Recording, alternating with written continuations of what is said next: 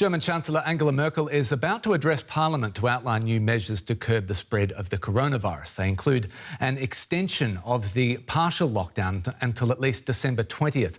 Earlier, she called on Germans to make an enormous effort to try and improve the situation. Authorities here are concerned as the number of new infections has failed to drop significantly and the number of deaths has reached a new high. Well, joining me here in the studio is DW political correspondent Nina Haase. Morning, Nina. Morning. Merkel is set to address German Parliament any minute now. What corona plan will she exactly present? Well, Merkel and the 16 regional leaders of Germany sat down for a really long session again yesterday to discuss the next few weeks, because the idea is to give people a bit of a breathing time around Christmas. So how can we relax restrictions during the very important Christmas period and still not risk infection numbers going too high? But she's about to speak now, so maybe she'll explain it herself. To the German Parliament, we'll have Angela Merkel and the voice of an interpreter. Here we go. Dear colleagues, ladies and gentlemen, 4 weeks ago, 28 October, the heads of government of the federal and the regional level decided, in the face of a dramatic exponential rise in new infection rates of the COVID virus, to levy far-reaching restrictions on contacts.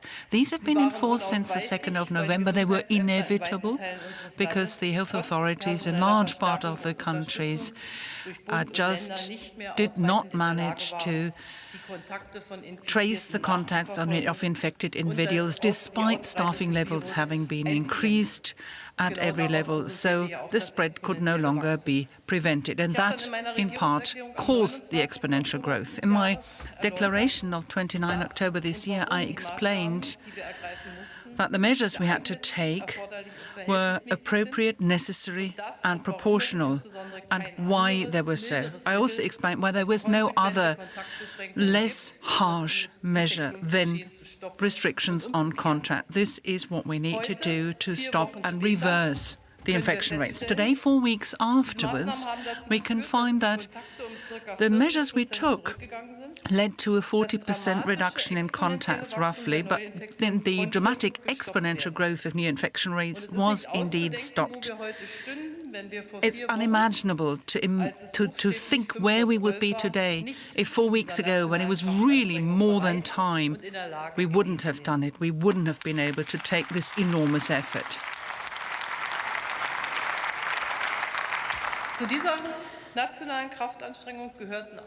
Part of this national effort, I would like to express my thanks here, was the agreement on the third law on the protection of the population, which this Parliament took last week.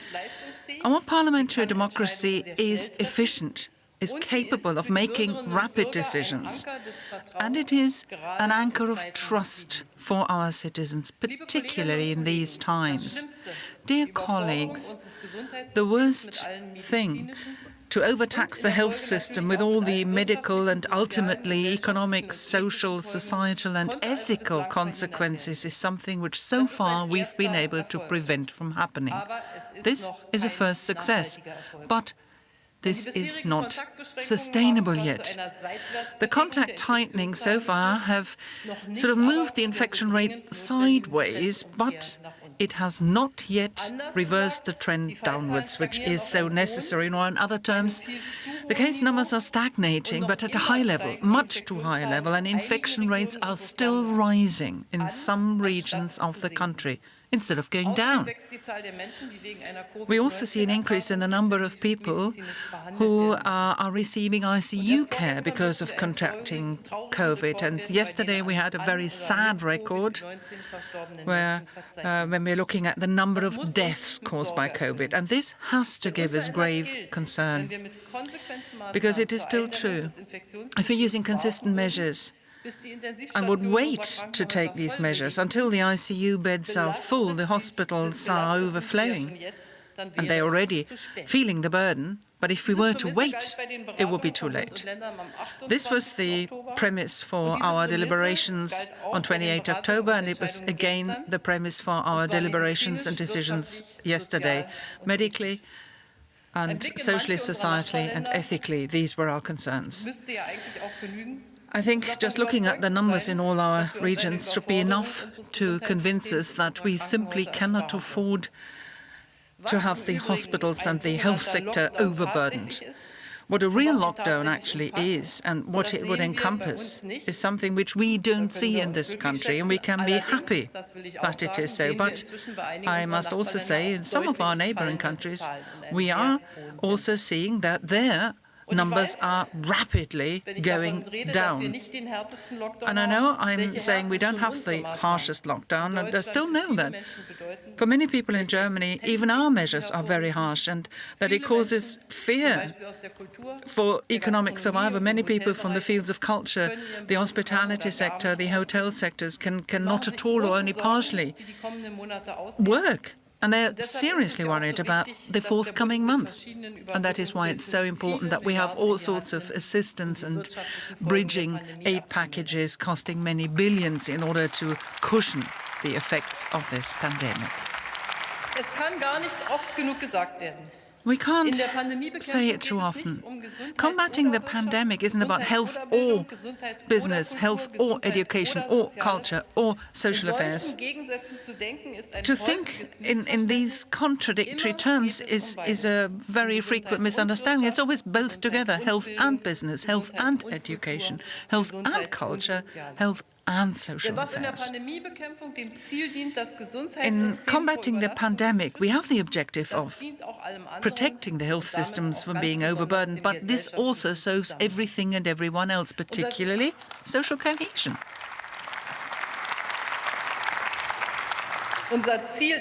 Our objective is and will remain to get the infection rates down enough that the health authorities are still able to contact trace. So we need an incidence of smaller than 50 per 100,000 inhabitants in 7 days. The main objective is and will always remain that everybody who needs treatment for COVID or any other point can receive the medical care they need. We have a strong health system which has so far withstood the strains of the pandemic, and we must make sure that this continues. It is against this backdrop that the federal and regional leaders decided yesterday first that the contact restrictions decided on 2nd November cannot be eased. That would be irresponsible. Second, the contact restrictions from 2nd November need to be extended beyond 30th of November and in some places need to be supplemented by additional, even tighter measures. On this basis, we made our decisions yesterday. We will once again appeal to our citizens to avoid all unnecessary contacts. And that also means private trips, tourism trips. The skiing season is coming. We're trying to come to an agreement in Europe whether we manage to close down all the ski resorts. Sadly, it doesn't look like it. When one listens to what we hear from Austria, it doesn't seem to be easy, but we will try once again. On 28 October 2020, measures were agreed and will now be extended. As far as wholesale retail trade and retails will remain open, we're saying that sales space from 800 square meters will have a restriction. In other words, only 20 square meters will be available per customers. That is particularly true for shopping centers where we're looking at the overall sales area.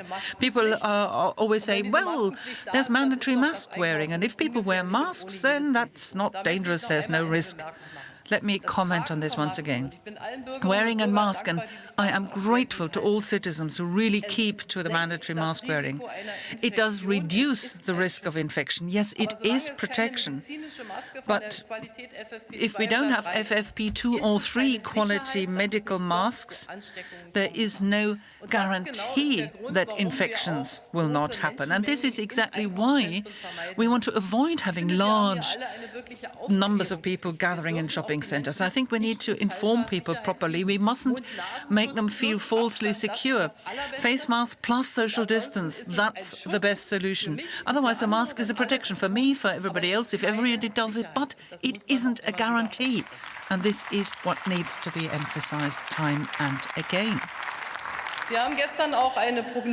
Yesterday, we also made a forecast about what we will see happening over Christmas and on New Year's Eve. Because of the pandemic situation, we assume that the restrictions which will be enforced before Christmas will have to stay in force, at least for most part of Germany, even after January. Should there be a dramatic reduction of the rate of infections in the forthcoming weeks, then different conclusions can be drawn, and we will check it before Christmas.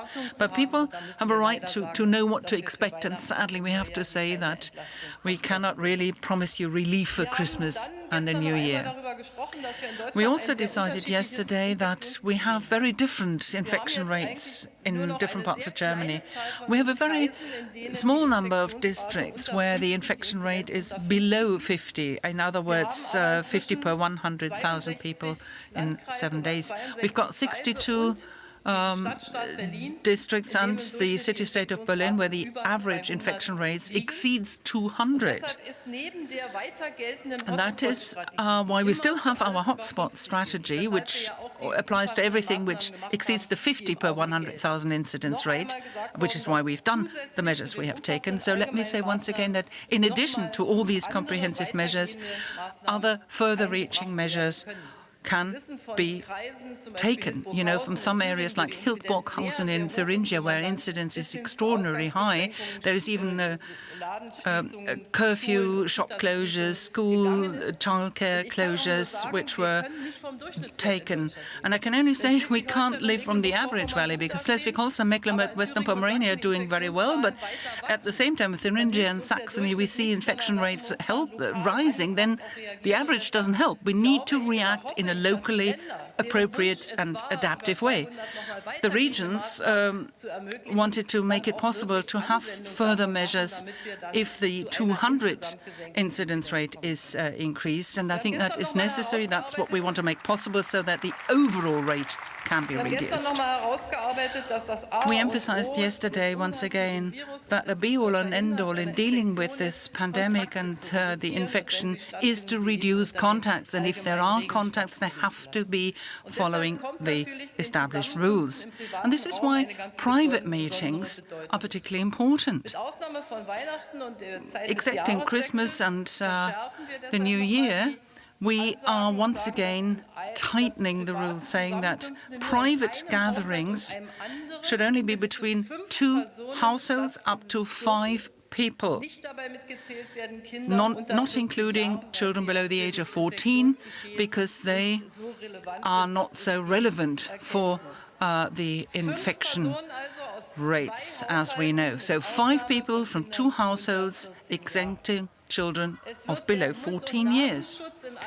Face masks are made, face mask wearing is made mandatory in all busy areas, streets, squares, at work. Obviously, we know that mask wearing is mandatory if you can't keep the 5-meter required distance. Universities and other institutes of education should move to online tuition, with a few exceptions, from 23rd December to 1st January, Christmas and the New Year period. Special rules have been agreed. Here, it should be possible that people from the close family and friends shall meet up to 10 people maximum. And I would like to say expressly, it is up to each and every one of us to decide whether that maximum should really always be used, or whether maybe one can sacrifice this. But also here, children under 14 are not counted. The holidays, school holidays, will start on the 19th of December in all regions of Germany. And all those who paying visits to friends, family, particularly older members of the family like grandparents, should have a week during which they protect themselves before the visit. And during that time, they should minimize contact as much as possible to make sure that Christmas can be a safe period, because we don't want the festive days to be a spreader event. That is what we would like to see. As far as religious communities are concerned, we will talk to them at federal and regional level to come to agreements for church services and other religious meetings. Large-scale events must not happen, also from religious communities. And as far as the public scene is concerned, we are not going to have public firework displays in Germany. And at certain squares and cities and streets, it can be banned. And the general recommendation is to make do without fireworks. If you want to have a small private event with your own fireworks, we don't want to ban it, but we appeal to responsibility. We would like to ask every employer and everyone to come to maybe generous free time rules or holiday rules to make sure that people have as few contacts as possible at work, because we are easing the restrictions slightly for private purposes over the festive days. As far as care homes, senior residences and so on is concerned, we don't want them to be excluded from social contact. They should have the possibility of receiving visitors, because it's very important that we don't just think of our own families, but also of those who have a very, very hard time in this period of the pandemic, and we really should do all we can to ease their lot. In this context, let me say something about the protection of vulnerable groups too. We have thought that a certain number of FFP2 masks should be provided for the winter to vulnerable groups. Health Minister and the responsible Health Committee of the German Parliament have defined who would be eligible, and that's 27 million people. So nobody should act as if vulnerable groups can be protected in a country if that vulnerable group is 27 million. And you can't just take them out of all public space. We can't do it, and I think ethically it would be unimaginable as well to make that utterly clear.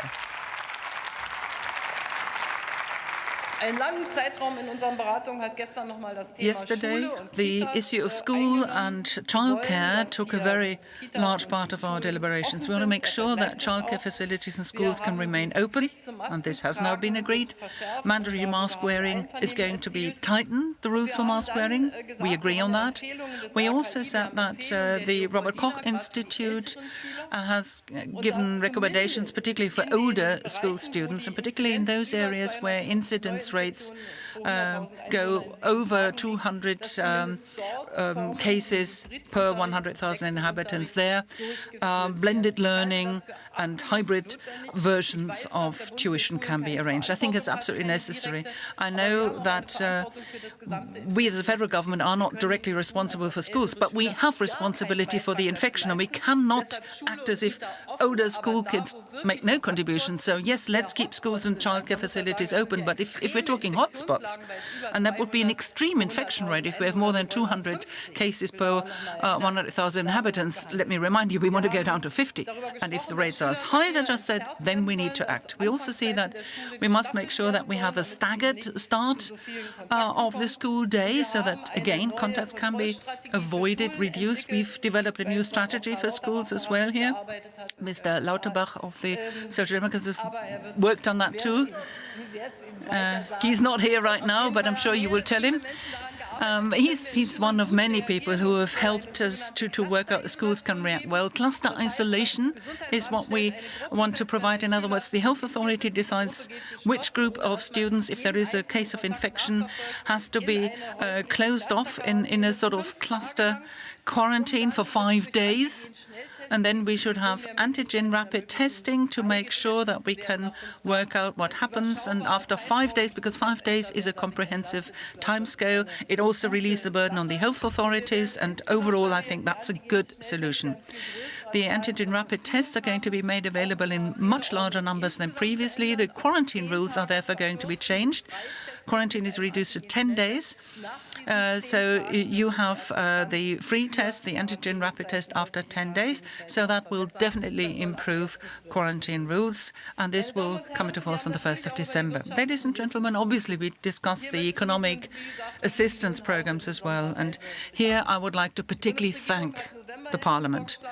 We proposed a November aid package. I know that's a great burden, particularly for the Budget Committee, and what we will do. That will have to be supplemented by a December assistance as well. We will do it, but I must say it has to be proportional.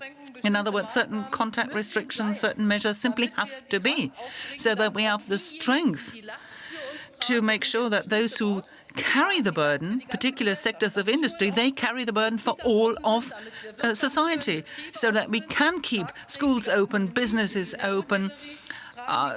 The cultural and hotel and hospitality sectors bear a great burden. So it is in our great interest, joint interest, to reduce contacts to such an extent we see an impact. Because obviously we cannot continue with this assistance ad nauseam, because we are making a huge contribution which causes great borrowing, and the national debt is rising for 21. It's necessary. We have to make sure that everything really fits and is proportional. Obviously, the Bridging Assistance 3 has been discussed as well for November and December. I mentioned that. We hope that, as far as vaccinations are concerned, marketing authorization can be granted relatively quickly. It won't solve the problem immediately, but it means there is light at the end of the tunnel. And the winter months, I'm sure many people who haven't been vaccinated will have to get through it, but I'm sure that next year we will see progress. It couldn't even be possible that vaccinations will reach us before Christmas. We have, however, agreed that, so should that be the case, this vaccination will be given to those people who are working in the medical sector, healthcare professionals. They should have the first call for the vaccinations, and I think given the risk that these people take, that is right. Ladies and gentlemen, let me once again advertise our Corona tracking app. We've improved it a great deal. I know there's a lively discussion about it, which will be continued. The regional leaders are going to meet again with experts, because among the premiers of the regional states, there's been a lively debate about it too. More than 23 million people have downloaded the app. And I can only invite everybody who's listening now and who hasn't yet downloaded it, please do so. Dear colleagues, the COVID pandemic is and will remain the greatest challenge since World War II, for Germany, for the European Union, and for the whole world. But there is reason to hope as well. And this hope rests on the vaccinations. But we also have hope because we now have so much more knowledge about COVID-19 and its impact than we had at the beginning of the pandemic. This knowledge allows us many things. But at the same time, it is rather sobering, because we know it's a virus that cannot be cheated, cannot be avoided. It is the way it is, and it has its behavioral patterns. And I find it absolutely amazing. When we're looking at simple contact numbers, you can simulate that in science, and they can calculate what the infection rates are going to be after a certain period of time if we act this way or that way. And that's why we know there simply is no way around the virus, by saying, oh, well, we can force it somehow to act differently just because it's in Germany or because it's a school or somewhere else. So greater knowledge gives hope, and we also have hope that the great majority of people in Germany are keeping to these rules that we agreed on, and therefore make a reduction possible. Let me say very clearly, it's up to us. We are not powerless. Without any doubt, we have difficult months ahead of us. But the way in which people have overcome so many problems in the history of humankind, even now, during this pandemic, every single one of us can actively contribute to getting through this period well. When I spoke to this Parliament on 28 October, I said something I would like to repeat. The winter's going to be hard, but it is going to end. And particularly now, and we're thinking so much about Christmas, about the New Year, I would like for myself, for all of us, that we can, more than ever, be there for one another. If we do that, we will emerge from this crisis. Thank you.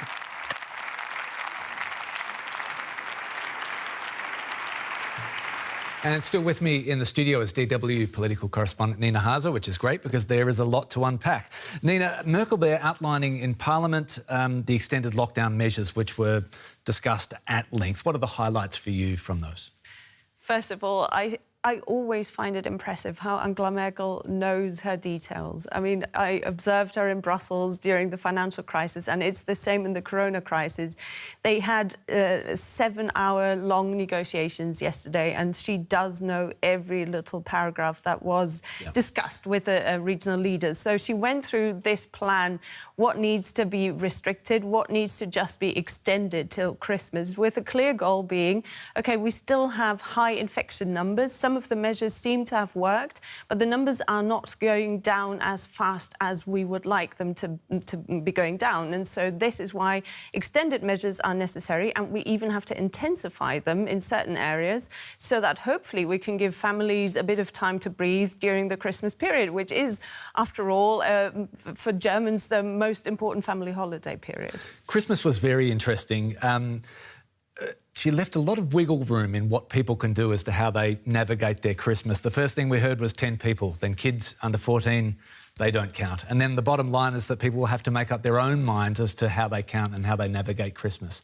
Another example of Merkel leaving room for this to take place. But that's been her strategy all along. She knows full well that this is a virus. She is a scientist by trade, let's not forget. So she knows that the virus will spread and it's not something that you can fight with rules only. So she is and has counted on the German population to understand why those measures are necessary, and then for each and every individual to draw their own conclusions.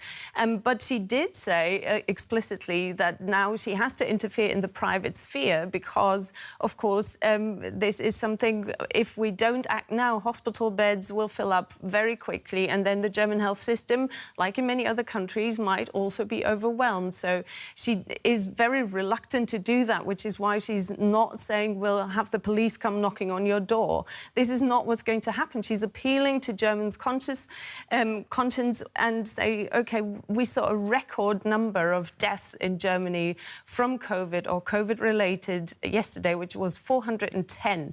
That is a record number. And also the regional leaders kept saying this is something where we're talking about individual tragedies. Let's not forget that. It was a very powerful last 5 minutes where she seemed to be speaking directly to business and all the people she'd been negotiating with for the past 7 hours yesterday. How do you think she balanced that hope, the carrot and stick, so to speak? Yeah, she said it. She said, you know, we can't separate one from the other. The health issue goes hand in hand with the economy because, of course, we need strong economic actors to keep the system afloat so that we can help the more vulnerable who are affected by this pandemic, which is also why the federal government in this crisis has done something that is completely unprecedented. They're paying out billions of euros to these industries that are being affected by the partial lockdown. And this is highly unusual. This was applied now in November, and this is also going to be extended well into December, just to make sure that there are still people who can pay their bills so that the system can still work, so that the hospitals can work, the police can operate, etc. And we're talking about some sums like 17 billion euros for December alone. You've taken on a podcast looking at Merkel's last year in office. Watching her very, very closely and then today, what did you see from the Chancellor in terms of what was yesterday? How's she holding up, having this crisis as she starts her last year in office? just look at the polls before the crisis and compare them to where she's faring now. I mean, Merkel strives in crises, and this is just another example. This speech was extremely good. It was very personal by her.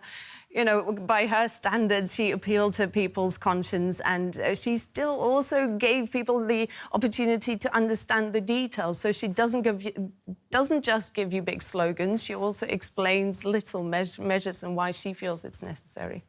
DW political correspondent Nina Haase, thanks so much.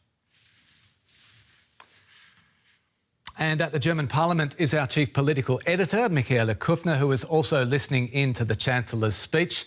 Michaela, give us some of your highlights, if you will, of Merkel's address to lawmakers. Well, clearly, she made a point of explaining every single detail. She now is listening to the response of the far-right AfD party, which is the largest opposition party in parliament, saying that the damage from those measures is worse than COVID-19 itself. Angela Merkel herself argued that with some 27 million people in Germany, that's about a third of the population deemed a risk group, that simply doesn't hold up. If you look at the facts, those are also people who will be provided masks, but we can also tell that she is on track to try and get some European consensus on those weeks ahead. She wants to get the skiing resorts in Europe closed, and that will require quite a bit of European leadership, particularly looking at Austria, which of course relies on that income. Also, she's looking partially with envy and partially with horror to Germany's European neighbours. First of all, there are countries whose health systems are already near its limit or even further beyond that, like Italy and France. But then there are countries who've had a much tougher lockdown than Germany, for instance, Ireland, which are able to escape that, not just that exponential phase, but already on the way down when it comes to new infections. And that's clearly where she wants to get Germany. And we can also see here that she didn't get exactly what she wanted sitting down with those state premiers, because if it was up to her, and constitutionally it isn't, there would be much tougher measures in place throughout Germany, throughout those 16 federal states. But it also shows that she needs every ounce of the authority that she's built up over the past 15 years to keep those 16 state premiers, well, at least within line of what was agreed yesterday. Michaela, in the live feed, we could see some troubled faces and some shaking heads. I wonder, in terms of the live audience in Parliament, how did her remarks go down in the German Parliament? Well, she pretty much has everybody on board except the far-right AfD party, and they actually tap into that camp of COVID-19 deniers, flat-out deniers. That's not something the AfD itself is doing. They're also now wearing masks, but they had some of those activists in Parliament as guests, which created quite a stir here in Germany, because they were essentially heckling MPs and ministers on their way to Parliament. The far-right AfD sees the latest set of legal measures, which was decided upon by, with a majority here in the Bundestag, as an attack on the Constitution. So we see quite a bit of political framing going on there by the far-right AfD party, which, after being against the euro, being against migration, seems to have found a new single issue to go by, which is that COVID-19 really isn't as bad and that it's potentially killing the economy. But if you look across Europe and the world, Germany is probably the country that has put the largest proportion of public funds into simply keeping the economy running for now. And so far, it has bounced back remarkably fast. But I'm saying that going into that second wave, and as Angela Merkel just said herself, it's a very grim winter. It will be a bad winter, but there will be a time after winter. And that's where all those hopes rest on the vaccine, which also was cautioned yesterday is not some kind of miracle cure so far. From the German Parliament, our chief political editor, Michaela Kufner. Thank you. Tuesday's record daily death toll has triggered alarm here in Germany. Why is this happening now, 3 weeks into a lockdown? Will a tougher lockdown reduce the mortality rate? There's going to be naturally some opposition. It's natural, it's going to happen, but it is what it is. You know, there's no policy that's ever going to be 100% approved by the people. I don't understand why restriction would be eased for Christmas. Perhaps one should stick to them. But I also see what happens with people when they're lonely and unhappy. So I can't say much about it, but I just talk about it because I also see how it is in hospitals. That's where I work. Yes, it's sad not to celebrate Christmas as usual, but how else? The measures taken are important and necessary. And there's always Skype, so we'll see. All right, for more now, I want to bring in Dr. Maximilian Gertler. He's an epidemiologist working on the COVID-19 team at Germany's Charité Hospital. Dr. Gertler, it's good to have you on the show. On Tuesday, Germany recorded its highest daily death toll since the pandemic began. Do we know why the virus is claiming more lives now? Yeah, I fear it's as easy as it is. We're seeing more cases, so we have to see more deaths. Possibly we also see more cases in the most vulnerable groups. So we see more people dying now, and we have to consider that the people dying now, they got infected 4 weeks ago or more. So possibly we will have to face increasing numbers also in the coming weeks. What needs to happen to prevent the mortality rate from increasing?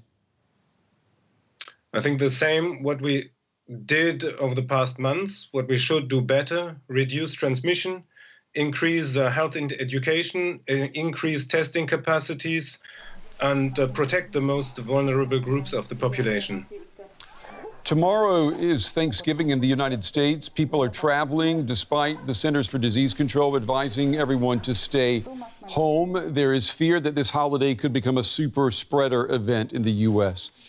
Here in Germany, the coronavirus restrictions, they could be eased during Christmas. What is the advice from public health experts such as yourself? Could Christmas create a new wave of infections here in Germany come January? I think we have to take it serious that this is possibly the date of the year where most young people meet their grandparents. So many of the more vulnerable age groups. And we will all ourselves have to consider either seeing less persons on Christmas, try to take a quarantine period before the Christmas days, at least a week. And we should have better access to rapid tests directly before the Christmas days. Let me ask you, the German Chancellor, she has said that stopping the exponential growth of coronavirus cases, the spread, has only been partially successful. When you take that and you add it to the fact that we know that a vaccine is on the way, are you worried that in the new year we're going to see cases go up again because people are going to let down their guard?